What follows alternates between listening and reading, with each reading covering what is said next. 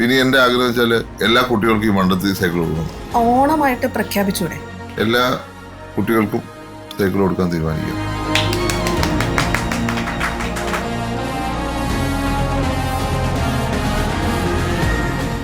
ആദ്യം പുതുപ്പള്ളിയിലായിരിക്കും കൊടുക്കുന്നത്. പുതുപ്പള്ളിയിലെ കൊടുക്കുന്നുള്ളൂ. അത് ഇഷ്ടപ്പെട്ട് വേറെ MLA വേണമെങ്കിൽ അവരുടെ മണ്ഡലത്തിൽ കൊടുക്കട്ടല്ലേ?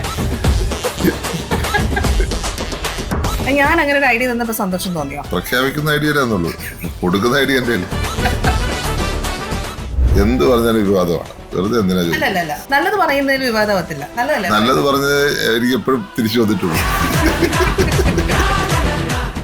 ചാണ്ടി ഉമ്മൻ എന്ന MLA അടുത്ത് വന്ന് പ്രശ്നം പറഞ്ഞാൽ അത് പരിഹരിക്കും എന്നൊരു വിശ്വാസം പുതുപ്പള്ളിയിലെ ജനങ്ങൾക്കുണ്ട്. നമുക്ക് ചെയ്യാൻ കുറെ കാര്യങ്ങൾ പറ്റും, ചില കാര്യങ്ങൾ നമുക്ക് ചെയ്യാനേ പറ്റത്തില്ല. ഏത് ചെയ്യാൻ പറ്റും നോക്കി അതിനുള്ള ഇടപെടൽ നടത്തുക. ചെയ്യാൻ പറ്റാത്ത കാര്യം ഞാൻ ചെയ്യാൻ പറ്റില്ല എന്ന് തന്നെ പറയും. പറ്റിക്കാൻ പാടില്ല എന്നൊരു വിശ്വാസം. ശരിക്കും നമ്മുടെ കേരളത്തിലെ എഡ്യൂക്കേഷൻ സിസ്റ്റത്തിന് എന്തെങ്കിലും പ്രശ്നമുണ്ടോ? Over politicisation. ഇത്രയും പൊളിറ്റിസൈസേഷൻ ആവശ്യമില്ല. പൊളിറ്റിക്സ് വേണം, ഒരു പരിധി കഴിഞ്ഞാൽ അത് ശരിയല്ല. നമ്മൾ ഈ പൊളിറ്റിക്സ് വന്ന് കുട്ടികളുടെ ജീവിതം തകർത്ത് പിന്നെന്താ ഒരു കോളേജിന്റെ സർവകലാശാലയുടെ അർത്ഥം എന്താ? ഓവർ പൊളിറ്റിസൈസേഷൻ എല്ലാ മേഖലയും നിർത്താൻ സാധിക്കും. ഇത്രയും നേരമായിട്ട് സ്കിപ്പ് പറഞ്ഞില്ല, അല്ലെങ്കിൽ മിക്ക ഇന്റർവ്യൂസിലും ചോദ്യം ചോദിച്ച ഉടനെ തന്നെ കട്ട് ചെയ്യാൻ പറയുന്നുണ്ടായിരുന്നു. ചോദ്യങ്ങളും മാന്യമായതുകൊണ്ട്.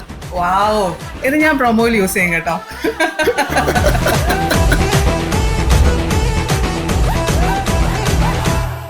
This man needs no introduction. ഇൻട്രോയുടെ ആവശ്യമില്ലാതെ, പ്രൊമോഷന്റെ ആവശ്യമില്ലാതെ, ഫ്ലെക്സിന്റെ ആവശ്യമില്ലാതെ രാഷ്ട്രീയത്തിൽ പുതിയ അധ്യായങ്ങൾ എഴുതുന്ന യുവനേതാവ് ശ്രീ ചാണ്ടി ഉമ്മൻ. നമസ്കാരം സർ. ഓണനാളാണിത്. ഓണത്തിന്റെ ആഘോഷത്തിലേക്ക് നമ്മൾ കടക്കുകയാണ്. ഓണം എന്ന് പറഞ്ഞ സന്തോഷത്തിന്റെ നാളുകളാണ്. ഇത്രയും ദിവസത്തെ അല്ലെങ്കിൽ ഇത്രയും മാസത്തെ പ്രവർത്തനങ്ങൾ താങ്കൾക്ക് എത്രത്തോളം സന്തോഷം, എത്രത്തോളം ഹാപ്പിയാണ്? 2 ആഴ്ച കഴിയുമ്പോൾ, 3 ആഴ്ച കഴിയുമ്പോൾ ഞാൻ 3 വർഷം തികയ്ക്കും MLA ആയിട്ട്. 2ാമത്തെ ടേമിലാണുള്ളത്. അപ്പം തീർച്ചയായിട്ടും എന്നെ സംബന്ധിച്ച് വളരെയധികം പ്രവർത്തനങ്ങൾ കഴിഞ്ഞ 3 വർഷക്കാലം ചെയ്യാൻ പറ്റിയെന്നൊരു സംതൃപ്തി എനിക്കുണ്ട്. അത് പല മേഖലയിൽ, അത് ഇവിടുത്തെ വിദ്യാഭ്യാസ മേഖലയാണെങ്കിലും കായിക മേഖലയാണെങ്കിലും പല കാര്യങ്ങൾ ചെയ്യുവാൻ സാധിച്ചു എന്നുള്ളൊരു സന്തോഷമുണ്ട്. തീർച്ചയായിട്ടും കൂടുതൽ കാര്യം ചെയ്യണമെന്ന് ആഗ്രഹിച്ചിട്ടുണ്ട്. പ്രത്യേകിച്ച് ഈ സ്പോർട്സിൻ്റെ മേഖലയിൽ പുതുപ്പള്ളി കേന്ദ്രമാക്കി ഒരു സ്പോർട്സ് സിറ്റി എന്നുള്ളൊരു സ്വപ്നം, ആ സ്വപ്നം യാഥാർത്ഥ്യമാകുന്നു എന്നുള്ള ചാരിതാർത്ഥ്യം കൂടി ഇരിക്കും. അതായിരിക്കും ഞാൻ ഈ ഒരു അവസരത്തിൽ പറയുക. പിന്നെ ഓണം എന്നുള്ളത് എന്താ പറയുക, നമ്മുടെ ഒരു സന്തോഷ ദിനമാണ്. അതെല്ലാവരും കേരളം ഒന്നിച്ച് ആഘോഷിക്കുന്ന ഒരു സന്തോഷ ദിനമാണ്. ആ സന്തോഷ ദിനവും വരുമ്പോൾ അതിനോടനുബന്ധിച്ചാണ് ഈ പ്രവർത്തനം നടക്കുന്നു എന്ന് കാണുമ്പോൾ സന്തോഷം. ആസ് എ ജനപ്രതിനിധി ഞാൻ മനസ്സിലാക്കിയത്, ഗാലറിയിൽ ഇരുന്ന് കളി കാണുന്നതും ഗ്രൗണ്ടിൽ ഇറങ്ങി കളിക്കുന്നതും ബോത്ത് ആർ ഡിഫറെൻറ്റ്. അപ്പം താങ്കൾ തന്നെ ചെയ്തത് പല ഇൻസിഡൻറ്റും നമുക്കങ്ങനെ എടുക്കാൻ പറ്റുന്നതാണ്. റീസെൻ്റ് ആയിട്ട് മഴക്കെടുതിയിൽ രക്ഷാപ്രവർത്തനത്തിനായിട്ട് ഇറങ്ങി തിരിച്ചത്. സോ ഒരു ജനപ്രതിനിധി ഇങ്ങനെ ആയിരിക്കണം എന്നുള്ളതിൻ്റെ ആദ്യ പാഠങ്ങൾ പഠിച്ചു തുടങ്ങിയത് ഉമ്മൻചാണ്ടി സാറിൽ നിന്ന് തന്നെയാണോ? ഞാൻ കഴിഞ്ഞ 26 വർഷമായിട്ട് പൊതുപ്രവർത്തനത്തിലുള്ള ആളാണ്. ഞാൻ എൻ്റെ കുട്ടിക്കാലം മുതൽ പൊതുപ്രവർത്തനമുള്ള ആളാണ്. അത് 2018 വെള്ളപ്പൊക്കമാണെങ്കിൽ ഞങ്ങൾ, എൻ്റെ ഫാദറും ഞാനും 3 ദിവസം വീട്ടിൽ നിന്ന് പുറത്തിറങ്ങിയിട്ടില്ല. ഫുൾ കോർഡിനേഷൻ, പല ഭാഗത്തുള്ള കോർഡിനേഷൻ. അത് സർക്കാരുമായി ബന്ധപ്പെട്ടും മറ്റുള്ള എന്താ പറയുക, അന്ന് സൈനിക അർദ്ധസൈനിക വിഭാഗങ്ങൾ നമ്മളോട് പ്രവർത്തിച്ചു. അവരുമായിട്ടൊക്കെ കോർഡിനേറ്റ് ചെയ്യാനും പലരും അതിന് പുറത്ത് പറയുകയും ചെയ്തിട്ടുണ്ട്. അതിൻ്റെ പബ്ലിസിറ്റി നമ്മൾ കൊടുത്തിട്ടുമില്ല. അതിനുശേഷം കൂട്ടിക്കൽ ദുരന്തം നടന്നു. അന്നുൾപ്പെടെ ഞാൻ അവിടെ ക്ലീനിങ്ങിനുൾപ്പെടെ പോയി ആ രക്ഷാപ്രവർത്തനത്തിൽ അതിനുശേഷമുള്ള ക്ലീനിങ്ങിനൊക്കെ പങ്കുചേർന്ന ആളാണ്. ഇവിടെ കഴിഞ്ഞ വർഷം ഒരാൾ വെള്ളത്തിൽ പോയിരുന്നു. ടീം എമർജൻസി എന്ന് പറഞ്ഞ് നമ്മുടെ കിഴക്കൻ ഭാഗത്ത് നിന്ന് ഒരു ടീം വരും ഈ ആൾക്കാരെ രക്ഷിക്കാനൊക്കെ. അവർ ഫയർഫോഴ്സ് ഇറങ്ങാത്തടത്ത് പോലും ഇറങ്ങുന്നില്ല. അവരുമായിട്ട് 5 കിലോമീറ്ററോളം വെള്ളത്തിലിറങ്ങി ഞാൻ ആ സെർച്ചിന് ഞാൻ പങ്കാളിയായിരുന്നു. ഞങ്ങൾ സെർച്ച് നടത്തിയെങ്കിലും അന്ന് കിട്ടിയില്ല. ഞാൻ ഇവിടുന്ന് ഒരു 3-4 ദിവസം കഴിഞ്ഞിട്ടാണ് ബോഡി കിട്ടിയത്. അപ്പം ഞാൻ നിരന്തരമായി ഇങ്ങനെയുള്ള കാര്യങ്ങളിൽ പ്രവർത്തിക്കുന്ന ഒരാളാണ്. അപ്പം അതെനിക്ക് എന്താ പറയുക, എനിക്ക് ചെയ്യാൻ ഇഷ്ടമുള്ളൊരു കാര്യം അതേസമയം ഈ പ്രാവശ്യം ഇച്ചൂടെ ഒരു ഒരു എന്താ പറയുക, ഒരു നമ്മൾ പ്രതീക്ഷിക്കാത്തൊരു സാഹചര്യത്തിലാണ് അത്. ഒറ്റ ദിവസം മഴയില്ലാതെ വരും നമ്മൾ പ്രതീക്ഷിച്ചില്ല. അപ്പം അങ്ങനെ ഞാൻ എൻ്റെ കഴിഞ്ഞ ഒരു കുറേ നാളത്തെ എൻ്റെ പ്രവർത്തനം പരിശോധിച്ച് നോക്കിയാൽ ഇങ്ങനെയുള്ള പ്രവർത്തനം അയാളോട് നാളാണ്. പിന്നെ ഫാദർ ആണെങ്കിലും അങ്ങനെ ഓൺ ദ സ്പോട്ടിൽ പോയി നിന്ന് പ്രവർത്തിക്കുന്ന ഒരാളാണ്. അതിപ്പം തേക്കടിയിൽ ഒരു ദുരന്തം നടന്നപ്പോൾ എനിക്കിന്നും ഓർമ്മയുണ്ട്. അദ്ദേഹം പ്രതിപക്ഷമാണ്, ഞാൻ അദ്ദേഹത്തിനോടൊപ്പം പോയി ഫുൾ ടൈം അവിടെ നിന്ന് ഞാനിപ്പോഴും ഓർക്കുകയാണ്. അന്ന് ശ്രീ കോടിയേരി ബാലകൃഷ്ണൻ അടക്കമുള്ള നേതാക്കന്മാർ അവിടെ ഉണ്ടായിരുന്നു. മുഖ്യമന്ത്രിയായിരിക്കുന്നു ശിവാനന്ദൻ ഉണ്ടായിരുന്നു എനിക്കറിയില്ല. പക്ഷെ ഇടതുപക്ഷ ഗവൺമെന്റ് ആയിരുന്നു. ആ ഒരു ദുരന്ത സമയത്ത് ഫുൾ രക്ഷാപ്രവർത്തനം നടത്തിയപ്പോൾ അദ്ദേഹം ഉണ്ടായിരുന്നു, ഞാനവിടെ ഉണ്ടായിരുന്നു. അപ്പോൾ ഇതൊരു പൊളിറ്റീഷ്യൻ ഇവാലുവേഷൻ ആണ്, ഒരു സെൽഫ് ഇവാലുവേഷൻ ആണ് എനിക്ക് വേണ്ടത്. ഔട്ട് ഓഫ് 10 ഞാനൊരു കുറച്ച് പോയിന്റ്സ് പറയും. ഔട്ട് ഓഫ് 10 സാറിന് എത്ര മാർക്ക് കൊടുക്കുന്നു എന്നാണ് എനിക്ക് അറിയേണ്ടത്. ഫോൺ അറ്റൻഡ് ചെയ്ത കാര്യത്തിൽ ചാണ്ടി ഉമ്മൻ എന്ന MLA-ക്ക് എത്ര മാർക്ക് കൊടുക്കും ഔട്ട് ഓഫ് 10? 7. ഓക്കെ. പബ്ലിക് ഇന്ററാക്ഷന്റെ കാര്യത്തിൽ 8. ഓക്കെ. വാഗ്ദാനങ്ങൾ വേഴ്സസ് പെർഫോമൻസ് 7. Crisis management 5. വികസനത്തിന് വേണ്ടി ഇപ്പം 9 കൊടുക്കും. ഓക്കെ, 9 കൊടുക്കും. Social media presence 7.5. Okay. Media handling 3. 3 ഉള്ളൂ. 3.5 കൂട്ടി തന്നേക്കാം. അത്ര മോശമാണ് എന്ന് പറയാതിരിക്കാൻ പറ്റും. ഓക്കെ, ശരി. നിയമസഭയിലെ performance 5. Youth connect 7. As a politician 5. Not bad. 63.5. ഞാൻ ഇങ്ങനെ പ്രൊഫൈലൊക്കെ ഇങ്ങനെ നോക്കി വന്നപ്പോൾ അത്യാവശ്യം നല്ല പഠിക്കുന്ന, ഭയങ്കര പഠിക്കാൻ ആഗ്രഹമുള്ള ഒരാളായിട്ട് എനിക്ക് തോന്നി. ചിലപ്പോൾ ശരിയാവാൻ, ചിലപ്പോൾ തെറ്റാവാം. മാറിവാനസ് കോളേജിൽ നിന്ന്, ട്രിവാൻഡ്രം മാറിവാനസ് കോളേജ് അവിടെ ഒരു വർഷം ഉണ്ടായിരുന്നുള്ളൂ. പിന്നെ അതിനുശേഷം BA ഹിസ്റ്ററി, MA ഹിസ്റ്ററി, പിന്നെ LLB എടുത്തു. അതിനുശേഷം LLM ഇൻ ക്രിമിനോളജി. അതിനുശേഷം നേരെ ലണ്ടനിലേക്ക് പോയി. പിന്നെ വന്നു ലണ്ടനിൽ പോയത് ഷോർട്ട് കോഴ്സ്, സമ്മർ കോഴ്സിന് വേണ്ടി. എനിക്ക് ഇവിടെ നിന്ന് മാറി നിൽക്കാൻ പറ്റിയല്ലോ. Okay, short course. ഓ, പിന്നീട് വന്നിട്ടാണ് കോൺസ്റ്റിറ്റ്യൂഷൻ ലോയിൽ LLM എടുക്കുന്നത്. അത് ക്രിമിനോളജി പിന്നെയാണ്, ഫസ്റ്റ് ആണ് കോൺസ്റ്റിറ്റ്യൂഷൻ ലോ. ഇങ്ങനെ നോക്കുമ്പോൾ പല പല ഡിഗ്രീസ് ഉണ്ട്, പല യൂണിവേഴ്സിറ്റിയിൽ പഠിച്ചിട്ടുണ്ട്. ശരിക്കും നമ്മുടെ കേരളത്തിലെ എഡ്യൂക്കേഷൻ സിസ്റ്റത്തിന് എന്തെങ്കിലും പ്രശ്നമുണ്ടോ? ആ ഒരു പ്രശ്നം കൊണ്ടാണ് ഇപ്പോഴത്തെ പല കുട്ടികളും ഹയർ എഡ്യൂക്കേഷന് വേണ്ടിയിട്ട് ഫോറിൻ കൺട്രീസ് പോകുന്നതെന്ന് തോന്നിയിട്ടുണ്ടോ? Over politicisation. ഇത്രയും പൊളിറ്റിസൈസേഷൻ ആവശ്യമില്ല. പൊളിറ്റിക്സ് വേണം. അത് സ്കൂളിലായാലും കുഴപ്പമില്ല, സ്കൂളിലായാലും കുഴപ്പമില്ല, കോളേജിലായാലും കുഴപ്പമില്ല. പക്ഷേ ഒരു പരിധി കഴിഞ്ഞാൽ അത് ശരിയല്ല. കരിക്കുലത്തിൽ പൊളിറ്റിക്സ്, സിൻഡിക്കേറ്റിൽ പൊളിറ്റിക്സ്, ചാൻസലർ നിയമിക്കുന്ന പൊളിറ്റിക്സ്, കുട്ടികൾക്ക് ക്ലാസ്സിൽ കയറണമെങ്കിൽ കയറിയ പൊളിറ്റിക്സ്, കയറിയിലെ പൊളിറ്റിക്സ്, അവരെ ഇറക്കാൻ പൊളിറ്റിക്സ്. ഓവർ പൊളിറ്റിസൈസേഷൻ വരുന്നത് ഒരു എഡ്യൂക്കേഷൻ സിസ്റ്റം തന്നെയല്ല. ഇപ്പം നമുക്ക് ഏത് വിദേശ രാജ്യം എടുത്താലും, അത് പ്രത്യേകിച്ച് ബ്രിട്ടൻ ആണെങ്കിലോ യൂറോപ്പ് ആണെങ്കിലും, പ്രത്യേകിച്ച് ബ്രിട്ടൻ ഓക്സ്ഫോർഡ് യൂണിവേഴ്സിറ്റി യൂണിയനുണ്ട്, അല്ലെങ്കിൽ ഏതൊരു കോളേജിലും അതിൻ്റെതായ യൂണിയൻ പ്രവർത്തനമുണ്ട്. ആരും അത് തടയുന്നില്ലല്ലോ. അവിടുത്തെ കോടതി പറയുന്നില്ല ഇത് നിർത്തണം എന്ന് പറയുന്നില്ല. കാരണം എന്താ? അതാണ് പൊളിറ്റിക്സിന്റെ മാന്യത വിട്ട് പോകത്തില്ല അവർ. അപ്പം JNU ആ പൊളിറ്റിക്സ് ഉണ്ട്, പരസ്പരമുള്ള ബഹുമാനവും കാര്യങ്ങളും ഒക്കെ. ഇവിടെ അതൊന്നുകൊണ്ട് സാധിക്കുന്നില്ല. നമ്മൾ ഈ പൊളിറ്റിക്സ് വന്ന് കുട്ടികളുടെ ജീവിതം തകർത്ത് പിന്നെന്താ ഒരു കോളേജിന്റെ സർവകലാശാലയുടെ അർത്ഥം എന്താ? ഓവർ പൊളിറ്റിസൈസേഷൻ എല്ലാ മേഖലയിലും നിർത്താൻ സമയമായി. ശരി. 24 മണിക്കൂറിൽ എത്ര മണിക്കൂറാണ് ഉറക്കം, എത്ര മണിക്കൂറാണ് ഇങ്ങനത്തെ ആൾക്കാർക്ക് വേണ്ടിയിട്ട്, അതായത് നമ്മുടെ ഇവിടുത്തെ മണ്ഡലത്തിലെ ആൾക്കാർക്ക് വേണ്ടി മാറ്റി വയ്ക്കുന്നത്? എത്ര മണിക്കൂറാണ് മീ ടൈം അല്ലെങ്കിൽ ഫാമിലി ടൈം? ഞാനാവുമ്പം വേറെ ആരുമില്ല, ഫാമിലി ആവാൻ വേറെ ആരുമില്ല. ഞാൻ ഒറ്റയ്ക്കാണ്. അപ്പൊ പിന്നെ ഞാൻ തന്നെയാണ് ഫാമിലി ടൈം, മീ ടൈം.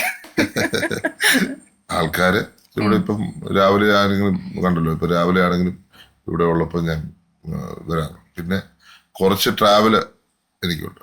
അതിപ്പം സർവ്വസമ്മേളനവുമായി ബന്ധപ്പെട്ട് ഇതാണെങ്കിലും അതല്ല ഏതെങ്കിലും ഒരു വിഷയമാണെങ്കിലും ട്രാവലുണ്ട്. അവിടെ ആയിരിക്കും ഒരു സെൽഫ് ടൈം എന്ന് പറയാൻ സാധിക്കും. പിന്നെ ഇവിടെ ഉള്ളപ്പം എപ്പോഴും പരിപാടികളാണ്. ഇന്നലെ ഞാൻ വന്നിറങ്ങിയത് നേരെ ഒരു പരിപാടിക്ക് പോയി, അടുത്തൊരു പരിപാടി തീർന്നു പോയി. അതുകൊണ്ട് എല്ലായിടത്തും ഓടി എത്താൻ സാധിച്ചിട്ടില്ല. ശരി, ഓക്കെ. ഉറക്കം ഉണ്ടോ? ഉറക്കം കുഴപ്പമില്ല. ഏത് പ്രായത്തിലാണ് മനസ്സിലാക്കുന്നത് അച്ഛൻ ഉമ്മൻചാണ്ടി എന്ന വലിയൊരു നേതാവാണ് എന്നൊരു സത്യം? അപ്പൊ മുതൽക്ക് തന്നെയാണോ പാർട്ടിയിലേക്ക് വരണം എന്നൊരു ആഗ്രഹം തുടങ്ങിയത്? അങ്ങനെ പറയാൻ പറ്റത്തില്ല. അദ്ദേഹം അങ്ങനെ ഒരു ഫീലിംഗ് ഒരിക്കലും എനിക്ക് തന്നിട്ടില്ല. ആ മുഖ്യമന്ത്രി അല്ലാത്തപ്പോഴും ആവുന്നതിന് മുന്നെയോ അതിനുശേഷമോ അദ്ദേഹത്തിന്റെ എന്താ പറയാ മരണം വരെ അങ്ങനെ എനിക്കൊരു ഫീലിംഗ് അദ്ദേഹം, കാരണം അതേ ഒരു സാധാരണക്കാരനായിരുന്നു. അങ്ങനെ ഒരു ഫീലിങ്ങിലല്ല. ഞാൻ ചെറുപ്പം മുതൽ ഇതിങ്ങനെ ആൾക്കാരുമായി ഇടപെട്ടും ആൾക്കാരെ കണ്ടും. ഞങ്ങളുടെ വീട്ടിലെന്നും ഇതേപോലെ സ്റ്റെപ്പ് ഉണ്ടായിരുന്നു. ആ സ്റ്റെപ്പിൽ നിന്ന് ഇറങ്ങി വരുമ്പോൾ ഈ ഡ്രോയിങ് റൂമും ഡൈനിങ് റൂമും ഞങ്ങളുടെ മിക്കവാറും ഉള്ള 3-4 മുറികളുടെ ആളായിരിക്കും.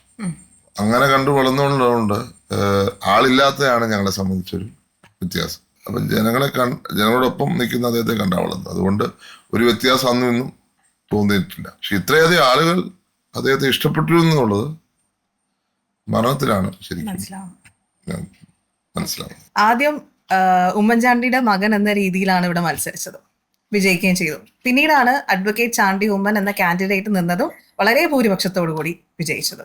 എന്താണ് ഈ ഭൂരിപക്ഷം കൂട്ടിയൊരു മാജിക്? എപ്പോഴെങ്കിലും അതിനെക്കുറിച്ച് ചിന്തിച്ചിട്ടുണ്ടോ? എനിക്ക് അറിയില്ല. എപ്പോഴും ചിന്തിക്കാറുണ്ട് ഇതിനെക്കുറിച്ച്, ഭൂരിപക്ഷം കൂട്ടാനുള്ള? ആളുകളുടെ സ്നേഹം കൂടി എന്ന് മാത്രമേ ഞാൻ കരുതുള്ളൂ. ഓക്കെ, ശരി. അപ്പനെ കുറിച്ചാണ് എപ്പോഴും നമ്മൾ ചോദിക്കുന്നത്. ഈ കാണുന്ന ചാണ്ടി ഉമ്മന്റെ വളർച്ചയില് അമ്മയ്ക്ക്, അമ്മയുടെ സ്നേഹത്തിന്, അമ്മയുടെ സാക്രിഫൈസിന്, അമ്മയുടെ ഹാർഡ് വർക്കിന്, അമ്മയുടെ എഫേർട്ടിന് എത്രത്തോളം പങ്കുണ്ട്? അമ്മയാണ് ഞങ്ങളെയൊക്കെ വളർത്തിയത്.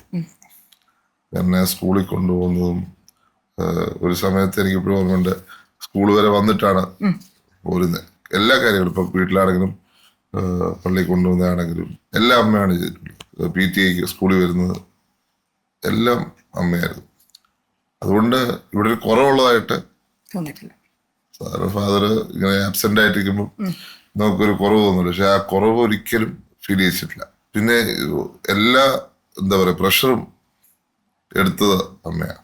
അപ്പ അങ്ങനെ അന്വേഷിക്കും എന്ന് മാത്രമേ ഉള്ളൂ. പിന്നെ വീട്ടിൽ വളരെ വിരളമായിട്ട്. അപ്പം എല്ലാ കാര്യങ്ങളും ചെയ്തുകൊണ്ട് ഞങ്ങളെയൊക്കെ ശരിക്കും ഇങ്ങനെ ആക്കിയത് അമ്മ തന്നെയാണ്, സംശയമില്ല. അപ്പയ്ക്കുള്ള റോള് ഡിസ്റ്റന്റ് ആയിട്ടുള്ള പേരന്റ് എന്നുള്ള റോളേ ഉള്ളൂ. പേരന്റ് എന്ന് നോക്കുവാണെങ്കിൽ നല്ല നല്ല ഉത്തരം. ഡെയിലി നമ്മൾ ചെയ്യുന്ന കുറെ ബാക്കിയെല്ലാം മോശം എന്നാണ്. അങ്ങനെയല്ല, അല്ല, ഞാൻ എക്സ്പെക്ട് ചെയ്ത്, നമ്മൾ കുറെ എക്സ്പെക്ടേഷൻ ഉണ്ടല്ലോ, നമ്മളങ്ങനെ എക്സ്പെക്ട് ചെയ്യാൻ പാടില്ല. എന്നാലും ഇത്രയും നേരമായിട്ട് സ്കിപ്പ് പറഞ്ഞില്ല. അല്ലെങ്കിൽ മിക്ക ഇന്റർവ്യൂസിലും ചോദ്യം ചോദിച്ച ഉടനെ തന്നെ കട്ട് ചെയ്യാൻ പറയുന്നുണ്ടായിരുന്നു. ഈ ചോദ്യത്തിന് എനിക്ക് ഉത്തരം തരാൻ പറ്റില്ലെന്ന് പറയുന്നുണ്ടായിരുന്നു. പക്ഷെ ഇത്രയും നേരമായിട്ട് ദൈവം സഹായിച്ച് എന്നോടത് പറഞ്ഞിട്ടില്ല. ഇനിയുള്ള ചോദ്യങ്ങളിലും അങ്ങനെ തന്നെയാണ്. വാവോ, ഇത് ഞാൻ പ്രൊമോയിൽ യൂസ് ചെയ്യും കേട്ടോ.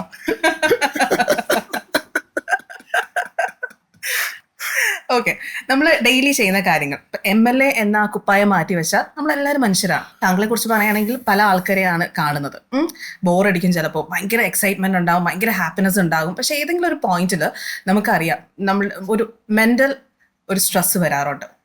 ആ പോയിന്റിൽ ഒരു ചാണ്ടി ഉമ്മൻ എന്ന മനുഷ്യൻ, പച്ചയാ മനുഷ്യൻ എന്താ ചെയ്യുന്നത്? ഇപ്പം സ്വാഭാവികമായിട്ടും ഒത്തിരിയധികം യാത്രകളുണ്ട്. ഈ 3 വർഷത്തിൽ ഞാൻ ഫേസ് ചെയ്ത ഒത്തിരിയധികം യാത്ര ചെയ്തു എന്നുള്ള യാത്രയും പുതുപ്പള്ളിയും പിന്നെ ഈ പറഞ്ഞ സർവ്വ സമ്മേളനവും അല്ലെങ്കിൽ എൻ്റെ ഡൽഹിയിലുണ്ടായിരുന്ന റെസ്പോൺസിബിലിറ്റി, ഇതെല്ലാം കൂടെ മാനേജ് ചെയ്യായിരുന്നു എന്നെ സംബന്ധിച്ചൊരു ചെറിയൊരു ബുദ്ധിമുട്ടുണ്ട്. പക്ഷെ ഒരുവിധം അത് ഇതിൻ്റെ ഇടയിലും ഞാൻ മാനേജ് ചെയ്തു. അതിൽ സന്തോഷമുണ്ട്. ഇനി ഞാൻ പറയുന്നത് frequent Google searches and questions about Chandy ഉമ്മനാണ്. സ്കിപ്പ് വരില്ലെന്ന് ഇല്ല ഒരിക്കലും ഇല്ല, ഞാൻ ഉറപ്പ് വരുന്നേ. ചാണ്ടി ഉമ്മന്റെ ഏജ് ചോദിച്ചിട്ടുണ്ടേ, പറയണ്ട, ഞാൻ അങ്ങോട്ടേക്ക്. ഇല്ല, എനിക്കറിയാം, 39 വയസ്സ്. 40. Okay, fine. മാർച്ച് മാസത്തിലായിരുന്നു ബർത്ത്ഡേ അല്ലേ? ഓക്കെ, ചാണ്ടി ഉമ്മന്റെ ഏജ്, ചാണ്ടി ഉമ്മന്റെ സൈക്കിൾ, വൈഫിനെ കുറിച്ച് ചോദിച്ചിട്ടുണ്ട്. അത് ഭയങ്കര മണ്ടത്തരം ചോദ്യമായിരുന്നു കേട്ടോ. വൈഫിനെ കുറിച്ച്, എഡ്യൂക്കേഷൻ, ചാണ്ടി ഉമ്മൻ എന്ന MLA, ചാണ്ടി ഉമ്മന്റെ സൈക്കിളിന്റെ പ്രൈസ്, ചാണ്ടി ഉമ്മന്റെ നെറ്റ് വർത്ത്. ഇതിൽ നിന്ന് എനിക്കറിയാൻ ആഗ്രഹം സൈക്കിളിനെ കുറിച്ചാണ്. നിങ്ങൾ വന്നപ്പോൾ തന്നെ ആ സൈക്കിൾ അവിടെ ഇരിപ്പുണ്ടായിരുന്നു. പ്രചരണത്തിന് യൂസ് ചെയ്തു. വിജയിച്ച സമയത്തും സത്യപ്രതിജ്ഞയ്ക്ക് വേണ്ടിയിട്ട് ട്രിവാൻഡ്രത്ത് പോയപ്പോഴും ഒക്കെ ഉപയോഗിച്ചു. ശരിക്കും സൈക്കിൾ മാത്രമാണോ ഇഷ്ടം, അതൊരു മൊത്തത്തിലൊരു വണ്ടിപ്രാന്തനാണോ? എൻ്റെ ഫാദർ 91 രാജീവ് ഗാന്ധി മരിച്ചപ്പോൾ ഞാൻ വളരെ വിഷമത്തിലായി. എനിക്ക് തന്ന ഒരു ഗിഫ്റ്റ് എന്ന് പറഞ്ഞാൽ, അതായത് എന്നെ ഒന്ന് ആശ്വസിപ്പിക്കാൻ, കുട്ടിക്കാലത്ത് ഒരു സൈക്കിളാണ്, PSA ചാമ്പ്. അപ്പൊ അന്ന് തൊട്ട് എനിക്ക് ഞാൻ സൈക്കിൾ ഉപയോഗിക്കുന്ന ആളാണ്. ഇപ്രാവശ്യം ഞാൻ സത്യം പറഞ്ഞാൽ കുറെ നാളായിട്ടൊരു ഇലക്ട്രിക് സ്കൂട്ടർ മേടിക്കണമെന്ന് ആഗ്രഹിച്ചു. അത് ഇങ്ങനെയായി മാറിയത്. ഇച്ചിരി ഒരു എഫിഷ്യന്റ് സൈക്കിൾ വേണമെന്നൊരാഗ്രഹം. കാരണം ഇത് ഒരു അരമണിക്കൂർ കഴിയുമ്പോൾ അതിന്റെ 1 മണിക്കൂർ കഴിയുമ്പോൾ അതിന്റെ ഒരു അത്രയും അങ്ങനെ നമുക്ക് കുറച്ച് ദൂരം പോകാൻ പറ്റിയ. ഇപ്പൊ ഞാനിപ്പം UK പോയപ്പോൾ ഞാൻ അവിടെ ഒരു സൈക്കിൾ ഓടിച്ചു. ആ സൈക്കിള് നമ്മൾ ചവിട്ടും തോറും അതിന് കൂടുതൽ ഇത് സെൽഫ് ചാർജിങ്. അത് മണിക്കൂറുകൾ എത്ര വേണേ പോവാം. അപ്പൊ സൈക്കിളിനോടാണ് അത്രയും മാത്രം ഇഷ്ടം. എനിക്ക് വണ്ടികൾ അങ്ങനെ നിർബന്ധമില്ല. നമുക്കിപ്പോ ഒരു പ്രത്യേകിച്ച് ഒരു ഇതില്ല. ഓക്കെ, ശരി. ഞാൻ അറിഞ്ഞത് ഉമ്മൻചാണ്ടി സാറിന്റെ ലൈഫ് സിനിമയാക്കാൻ ആഗ്രഹിക്കുകയാണ് മകൻ. എവിടം വരെ എത്തി നിൽക്കുകയാണ് കാര്യങ്ങൾ? സെക്കൻഡ് ക്വസ്റ്റ്യൻ, ആരായിരിക്കും ഉമ്മൻചാണ്ടി സാറിന്റെ സിനിമയിലേക്ക്? അത് എന്റെ ഒരു തോട്ട് പ്രോസസ്സിന്റെ ഭാഗമാണ്. പക്ഷെ അതിന്റെ അകത്തേക്ക് കടക്കുമ്പോൾ നമുക്ക്, ഞാൻ സിനിമ പുറത്തുനിന്ന് കാണുന്ന ആളാണ്, അകത്തോട്ട് പോയിട്ടില്ല. പക്ഷെ അതിന്റെ ഇന്റേണൽ വർക്കിംഗ് അറിയുമ്പോൾ അതിന്റെ കോസ്റ്റും ഫണ്ടും ഒക്കെ ഉള്ള ഇഷ്യൂസും ഒക്കെ വരുമ്പോൾ അല്പം സമയം എടുക്കും എന്നുള്ളൊരു ഫീലിംഗ് എനിക്കുണ്ട്. കഴിയട്ടെ, എന്തായാലും വരും, നോക്കാം, ഇച്ചൂടെ കഴിയട്ടെ. എന്നാലും മനസ്സിൽ ആരെയാ കാണുന്നത്? ഞാൻ ഇനി അതിനെ കുറിച്ചൊരു കമന്റ് പറയുന്നില്ല. സ്കിപ്പല്ലല്ലോ? സ്കിപ്പല്ല, പറയുന്നില്ലല്ലോ പറഞ്ഞു. ഓക്കെ, എന്താണ് പെട്ടെന്ന് ഒരു ഇൻസ്റ്റന്റ് ഹാപ്പിനെസ് തരുന്നത്? എന്താണ്, എന്താ കിക്ക്? ഇതേപോലെ ഐഡിയാസ് കിട്ടുവാണെങ്കിൽ എനിക്ക് സന്തോഷം. എങ്ങനത്തെ ഐഡിയാസ്? ഈ സൈക്കിൾ ഒരു ഐഡിയ ആയിരുന്നു. ഓക്കെ. ഇപ്പം ഞാൻ കോട്ടയത്ത് ഒരു ദിവസം ഒരു കാര്യത്തിന് പോയപ്പോൾ ചാൻസിൽ കണ്ട ഒരു കാര്യമാണ് ഈ ഇലക്ട്രിക് സൈക്കിൾ. ഞാനത് മേടിച്ചു. ഞാൻ ആ സൈക്കിള് ഉപയോഗിച്ചു. ഇത്രയും ആൾക്കാരത് ഏറ്റെടുക്കുമെന്ന് എനിക്കറിയില്ലായിരുന്നു. ഏറ്റെടുത്തു. പിന്നെ എന്റെ ആഗ്രഹം വെച്ചാല് എല്ലാ കുട്ടികൾക്കും ഈ മണ്ടത്തിൽ സൈക്കിൾ കൊടുക്കുന്നതാണ്. അടിപൊളിയാ. അത് എത്ര പ്രാക്ടിക്കൽ ആവണമെന്ന് എനിക്കറിയില്ല, പക്ഷെ അതിലേക്ക് ഞാൻ ശ്രമിക്കുക. ശരി, ആദ്യം പുതുപ്പള്ളിയിലായിരിക്കും കൊടുക്കുന്നത്? പുതുപ്പള്ളിയിലേ കൊടുക്കുന്നുള്ളൂ.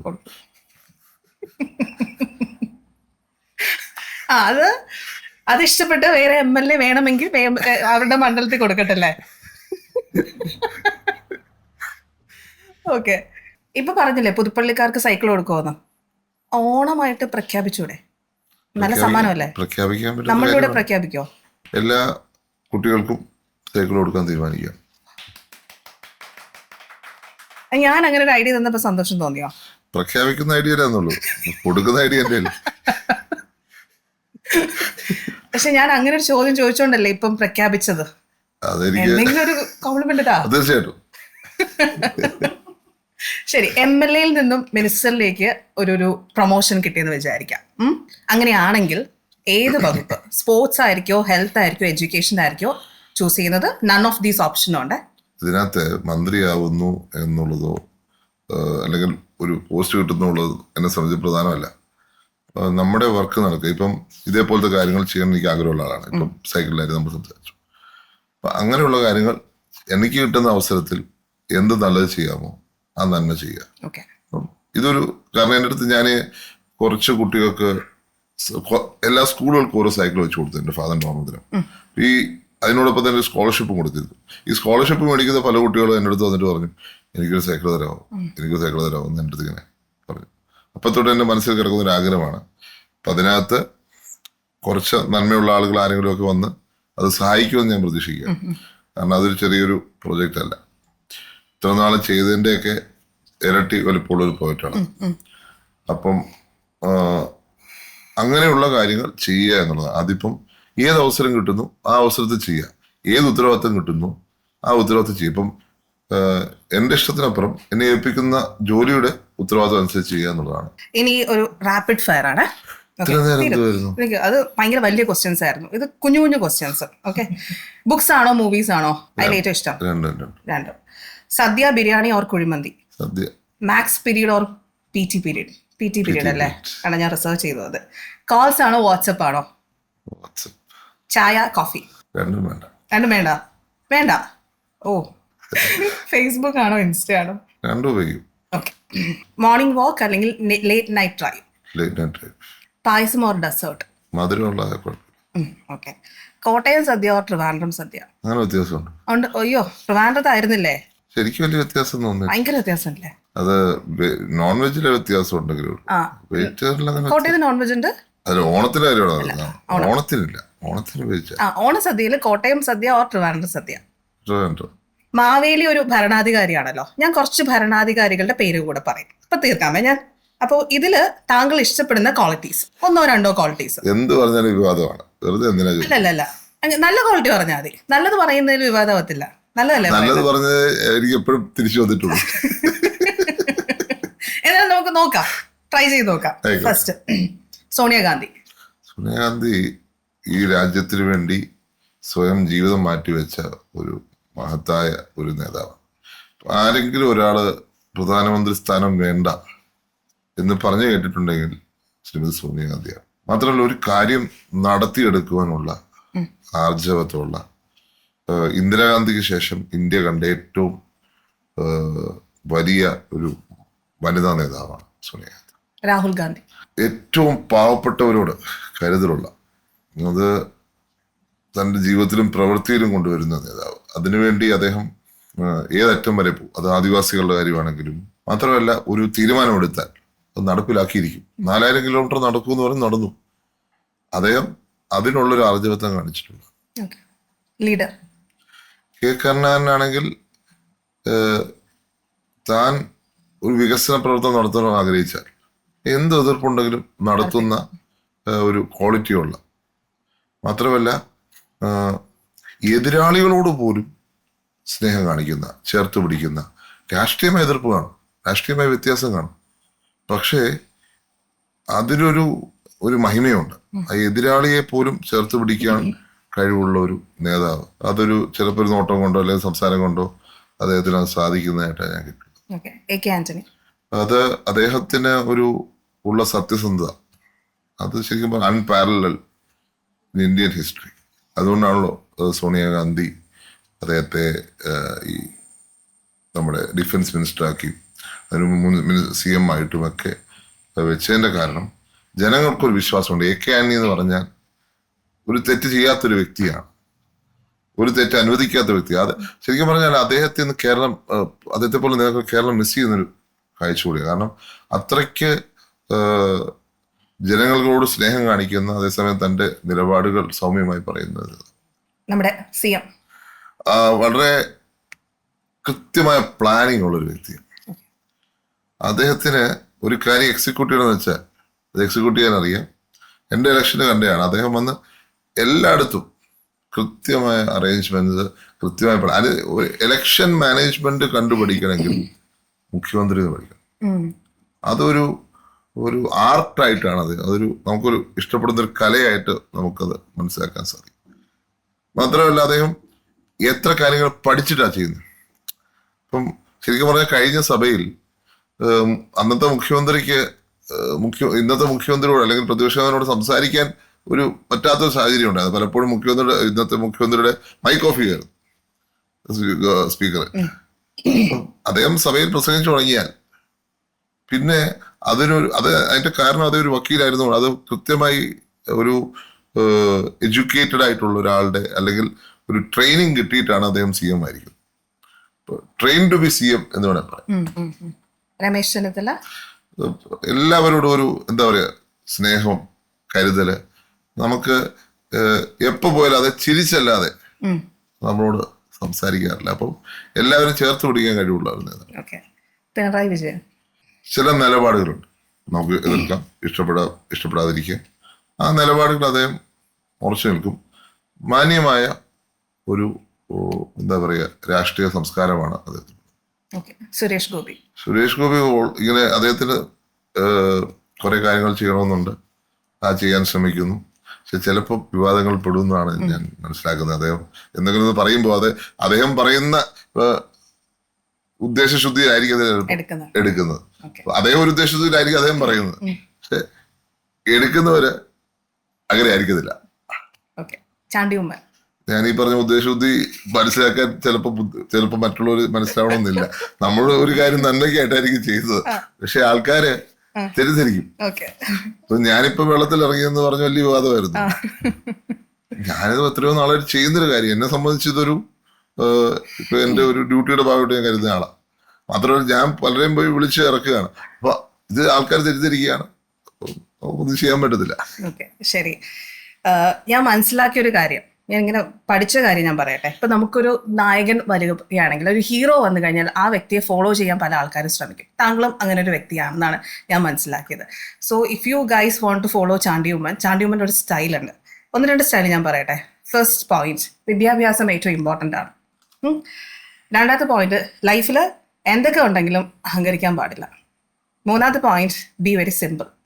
നാലാമത്തെ പോയിന്റ്, നമ്മുടെ ഗ്രൂപ്പിൽ ആരുണ്ടെങ്കിലും ശരി, അത് വലിയൊരായിക്കോട്ടെ ചെറിയൊരായിക്കോട്ടെ, നമ്മളായിട്ട് തന്നെ ഇരിക്കാനായിട്ട് ശ്രമിക്കാം. അതാണ് ചാണ്ടിയമ്മൻ്റെ സ്റ്റൈലെന്ന് ഞാൻ മനസ്സിലാക്കിയത്. തെറ്റുണ്ടെങ്കിൽ തിരുത്താൻ കേട്ടോ. അഞ്ചാമത്തെ പോയിന്റ്, ഷോ ഓഫ് ഇല്ല, വർക്കിലാണ് കാര്യം. ആറാമത്തെ പോയിന്റ്, വന്ന വഴി മറക്കരുത്, കൂടെ നിന്ന ആൾക്കാരെ എപ്പോഴും ചേർത്ത് പിടിക്കുക. ലാസ്റ്റ് പോയിന്റ് ഏറ്റവും ഇമ്പോർട്ടൻ്റ് ആണ്, അനാവശ്യ ടോക്കിനില്ല, അനാവശ്യമായിട്ടുള്ള ക്വസ്റ്റ്യൻസ് ഫേസ് ചെയ്യാറില്ല, അങ്ങനത്തെ ചോദ്യങ്ങൾ ഫേസ് ചെയ്താൽ ഉടനെ സ്കിപ്പ് അടിക്കും. ഇങ്ങനെ നിങ്ങൾ ഫോളോ ചെയ്യാൻ റെഡി ആണെങ്കിൽ നിങ്ങളും ചാണ്ടിയമ്മനെ പോലെ ആവും. താങ്ക് യു സോ മച്ച്, ഇത്രയും നല്ലൊരു ഇന്റർവ്യൂ എനിക്ക് തന്നതിന്. ഇഷ്ടപ്പെട്ടോ? പിന്നെ എത്ര മാർക്ക് തരും എനിക്ക്? 9. ഒരു മാർക്ക് പോയോ? പോയി. എവിടെയാ? സ്കിപ്പ് പറഞ്ഞുകൊണ്ട് പോയി. ഇല്ല, സ്കിപ്പ് അടിക്കാത്ത ഒരേ ഒരു ഇന്റർവ്യൂ ചാണ്ടി ഉമ്മൻ ഇത്രയും കാലം കൊടുത്തതില്ല. സ്കിപ്പ് അടിക്കാത്ത ഒരേ ഒരു ഇന്റർവ്യൂ ഉണ്ടെങ്കിൽ അത് ക്ലബ് എഫ്എമ്മിന് തന്ന ഇന്റർവ്യൂ ആണ്. അതുകൊണ്ട് എല്ലാവരും കാണണം.